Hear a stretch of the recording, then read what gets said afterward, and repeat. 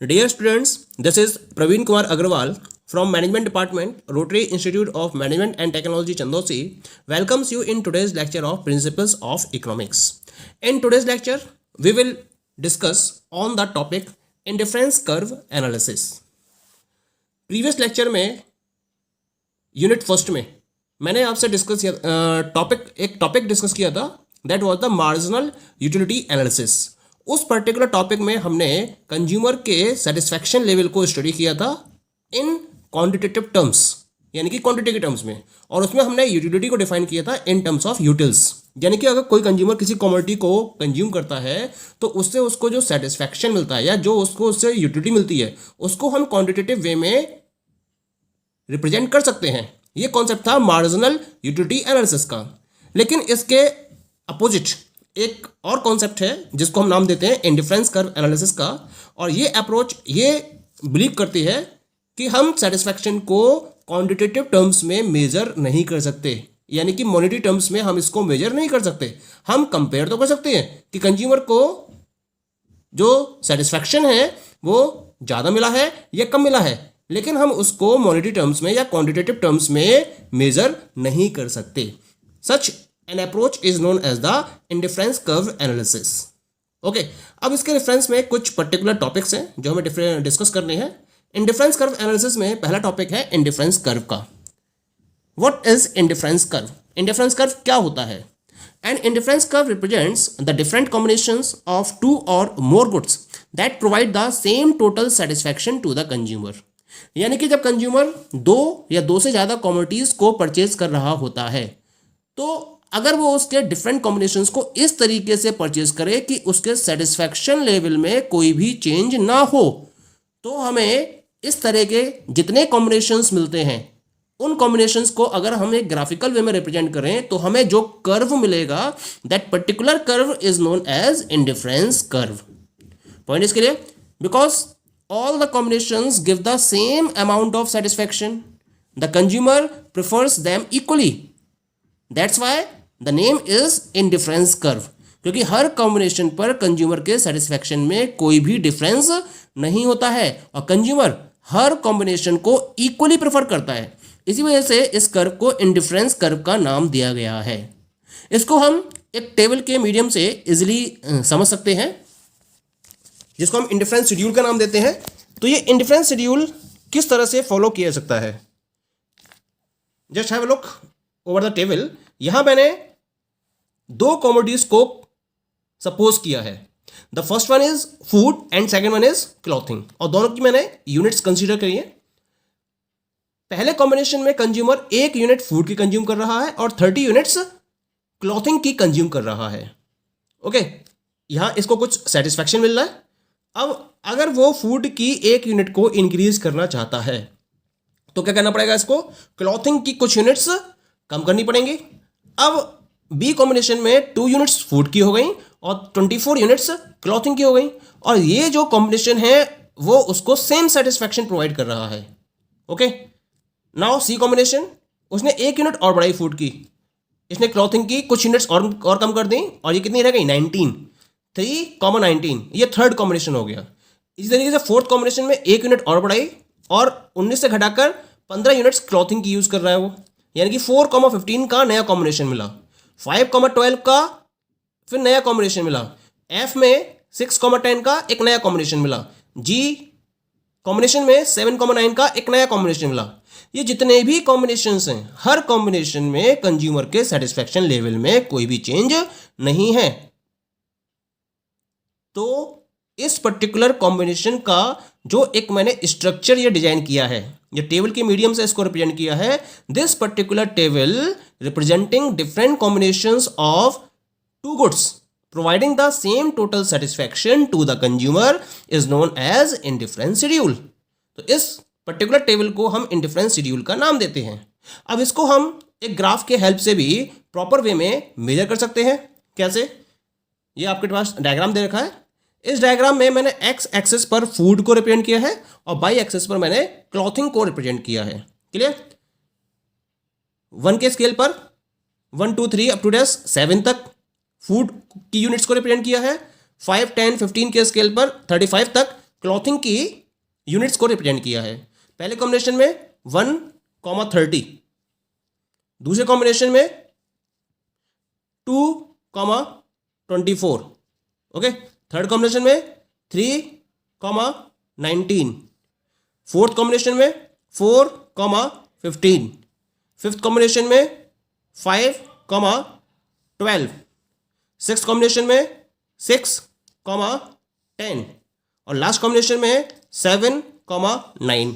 इस तरह से मुझे डिफरेंट कॉम्बिनेशन पॉइंट्स मिल गए यहाँ पर A, B, C, D, E, F and G।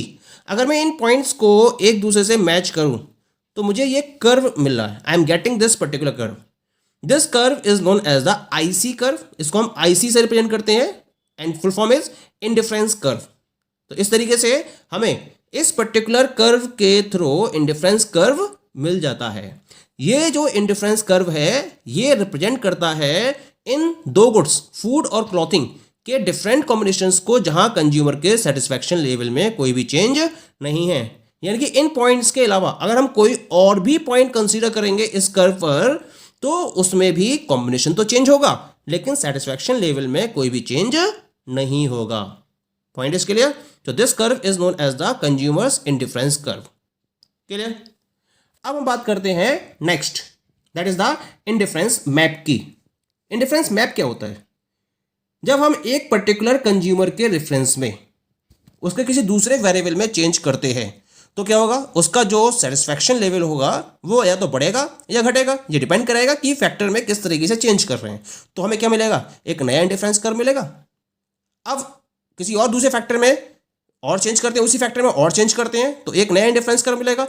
इस तरह से हमें डिफरेंट इंडिफरेंस कर्व्स मिल जाएंगे एक कंज्यूमर के रेफरेंस में।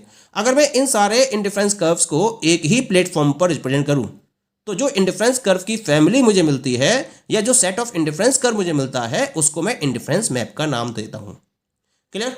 इसको हम एक कंज्यूमर की प्रेफरेंसेस के बेसिस पर हम इसकी एक कंप्लीट पिक्चर को डिपिक्ट करते हैं। ओके? एक इंडिफरेंस मैप जो डिफरेंट IC कर्व्स को कंसिस्ट करता है उसको हम डायग्रामेटिकली किस तरह से रिप्रेजेंट कर सकते हैं? Just have a look over this diagram. On X axis good X and on Y axis good Y. This is the curve IC1। Okay? अब सपोज करो कि कंज्यूमर की इनकम बढ़ जाती है। अगर इनकम बढ़ेगी तो गुड एक्स और गुड वाई की वो ज्यादा क्वांटिटी परचेस करने में कैपेबल होगा, यानी कि उसका सेटिस्फैक्शन लेवल भी क्या होगा, पहले से ज्यादा होगा। तो इसका मतलब हमें एक नया इंडिफरेंस कर्व मिलेगा, इसको हमने नाम दिया IC2। ऐसे ही अगर हम इनकम को बढ़ाते चले जाएंगे तो हमें डिफरेंट IC कर्व्स मिलेंगे, IC3, IC4।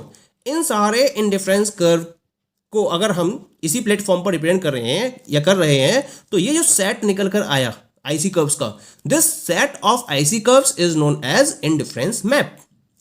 Point is clear? Now we move to the next topic, that is the marginal rate of substitution. Marginal rate of substitution क्या होता है? ये this is rate at which a consumer is prepare to exchange a good for good Y. यानी कि अगर good x, क्योंकि हम क्या देख रहे हैं कि अगर एक गुड्स की क्वांटिटी को बढ़ाया जा रहा है तो दूसरे गुड की क्वांटिटी को कम किया जा रहा है। यानी कि अगर एक गुड की कुछ यूनिट्स इंक्रीज की जा रही हैं तो कितने गुड्स बाई की डिक्रीज की जा रही हैं उसके रेशियो को हम क्या बोलते हैं, मार्जिनल रेट ऑफ सब्स्टिट्यूशन का नाम देते हैं। यानी कि किस रेट से सब्स्टिट्यूट किया जा रहा है गुड एक्स को गुड वाई से, तो उस पर्टिकुलर क्वांटिटी के रेशियो को हम मार्जिनल रेट ऑफ सब्स्टिट्यूशन का नाम देते हैं। इसका फॉर्मूला क्या बनेगा, marginal rate of substitution MRS is equal to minus delta Y upon delta X. Delta Y क्या है यहाँ पर, change in quantity of commodity X, और डेल्टा बाई क्या है, change in quantity of commodity Y. Clear? Minus sign क्यों आया है, क्योंकि एक की क्वांटिटी क्या हो रही है, इंक्रीज हो रही है, और दूसरे की क्वांटिटी क्या हो रही है, डिक्रीज हो रही है। इसी वजह से साइन क्या होगा, the sign will be of minus. अब हम इसको एक टेबल के हेल्प से समझ सकते हैं। जो पीछे मैंने एग्जांपल आपसे डिस्कस किया था उसी के हेल्प से हम MRS के कॉन्सेप्ट को डिस्कस करेंगे। ये कॉम्बिनेशन मैंने टेबल ड्रॉ किया है और इस टेबल में मैंने डिफरेंट कॉम्बिनेशंस लिए हैं, A, B, C, D, E, F, G तक। यहाँ food 1,30 combination, B combination 2,24, C combination 3,19, 4,15, 5,12, 6,10 and 7,9। ये डिफरेंट कॉम्बिनेशंस हैं। अब हम MRS कैलकुलेट करते हैं, क्योंकि ए पर इससे पहले कुछ हम कंज्यूम नहीं कर रहे हैं तो यहाँ डैश हो जाएगा। अब देखिए, हम जब 1 यूनिट फूड की इंक्रीज कर रहे हैं तो उसके लिए क्लॉथिंग की वो 6 यूनिट्स को गिव अप करने के लिए तैयार है। तो रेशियो कितना हो जाएगा? डिफरेंस बाई में कितना हुआ? 6 का, और एक्स में कितने का डिफरेंस हुआ? 1 का। तो दिस इज 6:1। क्लियर? अब देखते हैं, यहां 1 यूनिट इंक्रीज करी फूड की तो कितनी यूनिट्स डिक्रीज कर रहा है? 24 - 19 यानी कि 5। तो रेशियो कितना जाएगा? 5:1। अब डी कॉम्बिनेशन को कंपेयर करते हैं। इससे पहले कितना था? 19। डिफरेंस कितना आ गया? 4। यहाँ 3 से 4 किया, डिफरेंस 1 का। रेशियो कितना हो गया? 4:1। नेक्स्ट 4 से 5 डिफरेंस 1, 15 से 12 डिफरेंस 3, रेशियो 3:1। 5 से 6 1 का डिफरेंस, 12 से 10 2 का डिफरेंस, रेशियो 2:1। 6 से 7 1 का डिफरेंस, 10 से 9 1 का डिफरेंस, रेशियो 1:1। यानी कि 6:1 का मतलब हुआ कि 1 यूनिट अगर फूड की इंक्रीज की जा रही है तो उसके बदले में 6 यूनिट क्लॉथिंग की डिक्रीज की जा रही है।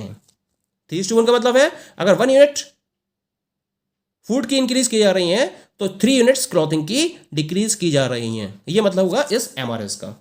क्लियर?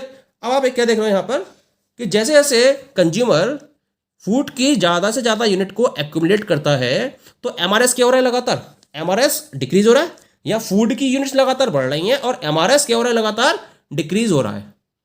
क्लियर? इसका मतलब यह हुआ कि जितनी ज़्यादा यूनिट्स वो फूड की बढ़ाता चला जाएगा, क्लॉथिंग की वो उतनी कम से कम यूनिट्स को गिव अप करने के लिए रेडी रहेगा। इसके पीछे 2 रीजन है। क्या क्या 2 रीजन है? पहला रीजन है जब कंज्यूमर फूड की ज़्यादा से ज़्यादा यूनिट मिलती है, उसको ज़्यादा से ज़्यादा यूनिट मिलती है, तो जो उसकी इंटेंसिटी है, intensity of desire for additional unit of food, वो क्या होगी? वो उसकी डिज़ायर कम होती चली जाएगी और वो कम यूनिट्स को सब्स्टिट्यूट करेगा।